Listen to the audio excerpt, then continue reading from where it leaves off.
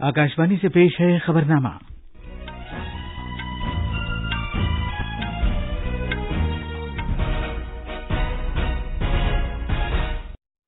आदाब। खबरनामे के साथ मैं असलम बेग। पहले इस वक्त की खास खबरें। कर्नाटक असेंबली इंतखाबात के लिए वोटिंग जारी है। 224 सीटों के लिए 2615 उम्मीदवार मैदान में हैं। वजीर-ए-आजम नरेंद्र मोदी आज राजस्थान में बुनियादी ढांचा और कनेक्टिविटी को फरोग देने के मुख्तलिफ प्रोजेक्टों का आगाज करेंगे। मणिपुर सरकार ने हालिया तशद्दुद से मुतासिरा कुनबों की बाज़ाबातकारी के लिए माली मदद का ऐलान किया है। साबिक अमरीकी सदर डोनाल्ड ट्रंप को जिनसी हमले के एक केस में मुजरिम करार दिया गया है। और आज ताशकंद में दीपक भूरिया और निशांत देव मर्दों की आलमी मुक्केबाजी चैंपियनशिप के क्वार्टर फाइनल में अपनी कारकर्दगी का मुजाहरा करेंगे।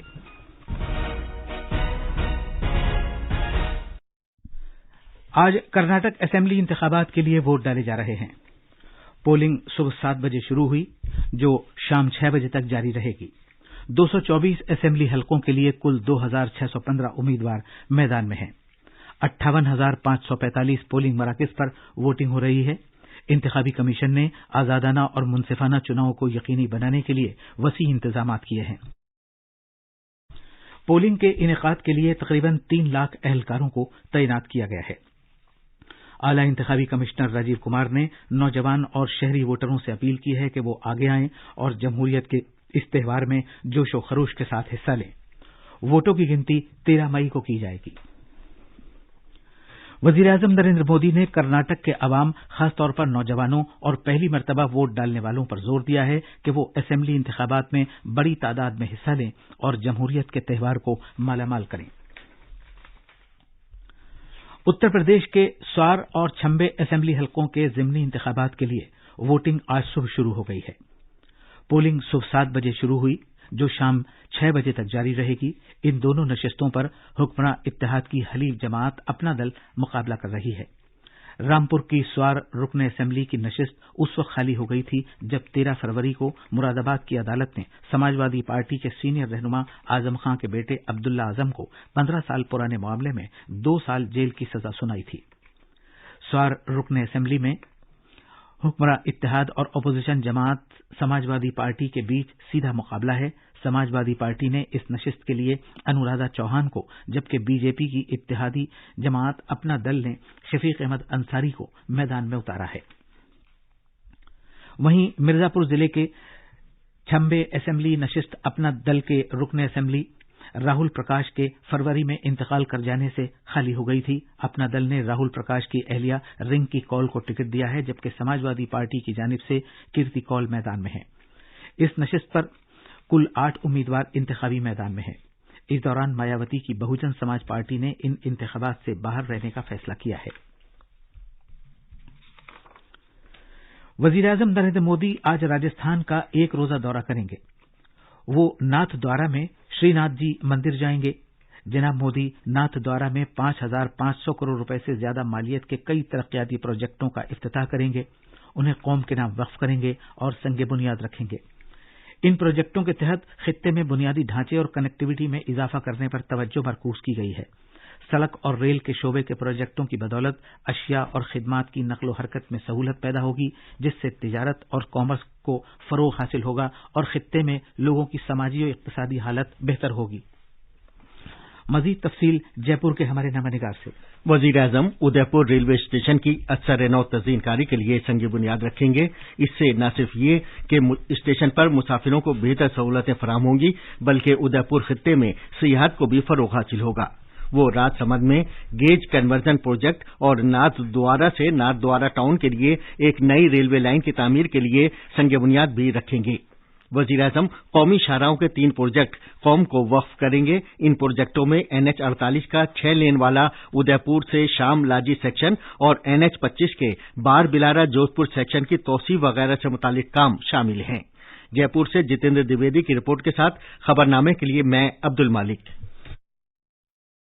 बाद में आज दोपहर वजीर-ए-आजम अबू रोड में ब्रह्मा कुमारियों के शांतिवन कॉम्प्लेक्स का दौरा करेंगे। वो वहां सुपर स्पेशलिटी चैरिटेबल ग्लोबल अस्पताल, शिवमनी ओल्ड एज होम के दूसरे मरहले और नर्सिंग कॉलेज की توسیع کے کاموں کا سنگ بنیاد رکھیں گے۔ وہ ابو روڈ میں ایک عوامی جلسے سے خطاب بھی کریں گے۔ یہ خبرنامہ آکاشوانی سے نشر کیا جا رہا ہے۔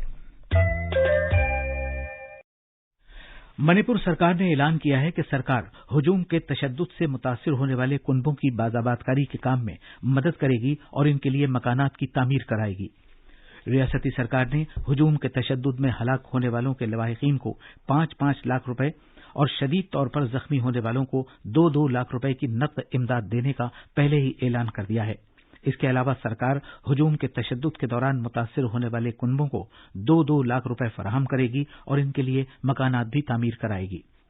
اس دوران سیکورٹی فورسز متاثرہ ضلعوں میں لگاتار فلیگ مارچ کر رہی ہے اور ریاست میں حالات آہستہ آہستہ معمول پر آتے جا رہے ہیں۔ پھنسے ہوئے لوگوں کو بحفاظت نکال کر محفوظ مقامات یا گھروں تک پہنچانے کا کام بھی خوش اسلوبی سے جاری ہے۔ ریاست کے محکمہ تعلیم نے بھی اعلان کیا ہے کہ ریاست کے سبھی اسکولوں میں موسم گرما کی تعطیلات مئی کے آخر تک جاری رہیں گی۔ آج امپھال ایسٹ اور ویسٹ ضلعوں میں عوامی کرفیو میں صبح 5 بجے سے دن میں 11 بجے تک کے لیے نرمی کی گئی ہے۔ دوسرے ضلعوں میں بھی امن و قانون کی صورتحال بہتر ہونے کے ساتھ ہی کرفیو میں ڈھیل کے اوقات میں بتدریج توسیع کی جا رہی ہے۔ G20 کے ترقیاتی ورکنگ گروپ DWG کی تیسری میٹنگ کا باقاعدہ مرحلہ کل گوا میں شروع ہوا۔ G20 ارکان کے 80 سے زیادہ مندوبین 9 مدعو ممالک اور مختلف بین الاقوامی اور علاقائی تنظیمیں اس میٹنگ میں شرکت کر رہی ہیں۔ یہ میٹنگ کل تک جاری رہے گی۔ دنیا بھر کے مختلف ملکوں کے مندوبین نے تبادلہ خیال کے دوران خواتین کی قیادت والی ترقی کے پہلوؤں پر توجہ مرکوز کی۔ مندوبین نے بھارت کی جانب سے تجویز کردہ عملی منصوبے کے ایک حصے پر بھی غور و خوض کیا۔ اس کے علاوہ بھارت کی بنیادی ترجیحات میں سے ایک سبھی کے لیے ڈیجیٹل کایا پلٹ کے موضوع پر ایک نشست بھی منعقد کی گئی۔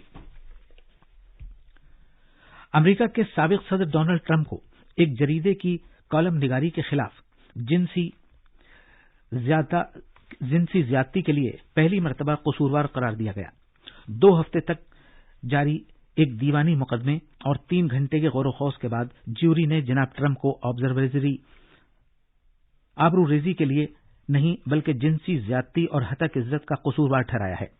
جیوری نے انہیں حکم دیا کہ وہ صحافی جان کیرل کو نقصان کے معاوضے کے لیے $50 لاکھ ادا کریں۔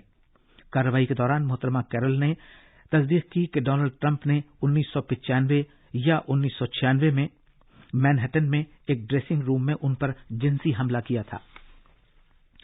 دوسری جانب ٹرمپ کے ترجمان اسٹیون چیونگ نے کہا ہے کہ سابق صدر اس فیصلے کے خلاف اپیل کریں گے۔